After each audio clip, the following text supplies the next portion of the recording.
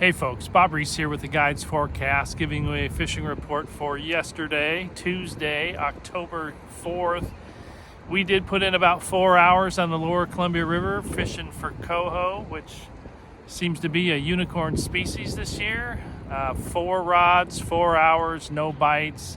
We started out on a good part of the incoming tide at daybreak, got out to Wing Jetty 5 over on the Chinook side. By about 7:45, 8 o'clock, we were fishing, holding into the incoming tide. We were marking fish. Not sure what species they were. Hate to think I'm that crappy of a fisherman. But no bites starting on the hover there on incoming tide, Washington side in front of Chinook. We did an upstream troll on the Washington side of Lower Desdemona Tongue. Still making pretty fast speed around 9:30, 10 o'clock yesterday morning. No bites there. Did a little bit of the hump troll above the bridge on the Washington side, 20 foot of water. We had heard that there was some coho caught there the previous couple days by one of the TGF subscribers. No bites there. We went over to the flats by the restrooms and the shipwreck, and no bites there in about 20 foot of water. So tough day for sure. Finished out our 4-hour stint doing a downstream troll from 50 to 30 foot of water, Desdemona side, below the bridge, Washington side. So these coho are, nobody has any explanation for them, but as I said in previous posts, we are not getting anywhere near the predicted return of adult coho back to the system this year. So that's the fishing report. Very few boats fishing, maybe 4 or 5 boats, really low effort, low success. But as I mentioned, there were one TGF subscriber in particular put his time in over a 3-day period, caught 4 fish. So quality size. I thought we'd have seals following us, but they must know how slow it is because they wouldn't even follow us because they must have known we weren't going to catch any fish.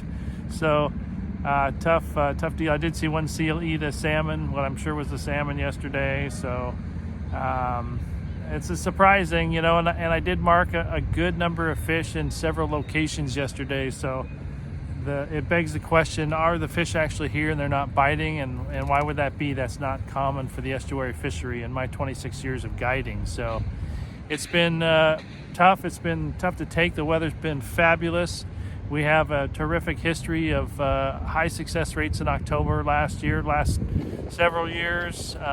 But it's perplexing why we are not finding any biters down here in this fishery. So it goes without saying, a downgrade in A-run coho is going to be relative to a downgrade in B-run coho. I haven't seen any new numbers, but fishery managers did meet today to deliver another discouraging blow to the sport fishery, and frankly the commercial fishery got their season rescinded as well. So effective after Friday, on October 7th being the last day for, is it October 6th? Anyway, Friday is going to be the last day for Chinook on the entire main stem Columbia from Buoy 10 all the way up to the Idaho border. So main stem Chinook salmon season closes after Friday's effort. So there's really good detail in the fact sheets available on the ODFW homepage. We'll provide links to that in our written report as to why we had that, but it really comes down to explosive effort and good catch rates in the Zone 6 fishery above Bonneville Dam. So folks had some really good fishing up there for a good part of the season, and now we're feeling those impacts because we're pretty safe from where we are with the Thule impacts, but the upriver brights, the fishing was so good that now the brights are the run of fish that are being impacted that we have to reel ourselves back in from to prevent any violation of ESA and catch sharing agreements we have with other river users. So that's the fishing report. The forecast is going to be quite simple, but I'm going to leave that for our paid subscribers We will have some information earlier than normal because I've got a lot of time on my hands. So paid subscribers, log on to your account at theguidesforecast.com. If you're not a subscriber or a paid subscriber yet, do take advantage of that. We have a lot of great information behind the paywall there, and great articles. A great one this week from Bill Monroe, and of course we'll have another article from Salmon Trout Steelheader on kayak fishing. So do check out our paid options, and in the meantime, I am going to be blogging a little bit about what happened September and October, because it's typically a very exciting time to fish on the Oregon coast. One final note of encouragement and excitement should be the fact that the fishing vessel Ingot is coming in for one last time with fresh albacore tuna. They'll be in tonight.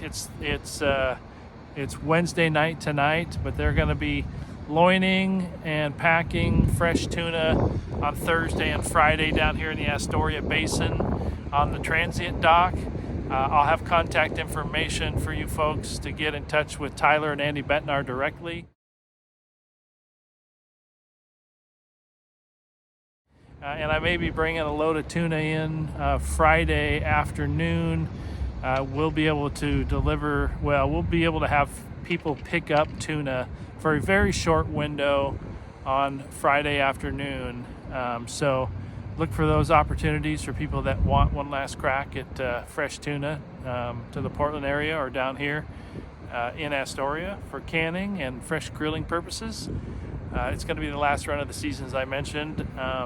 Things are starting to wrap here, so stay safe and we'll keep the information flowing. Thanks for being subscribers to the Guides Forecast.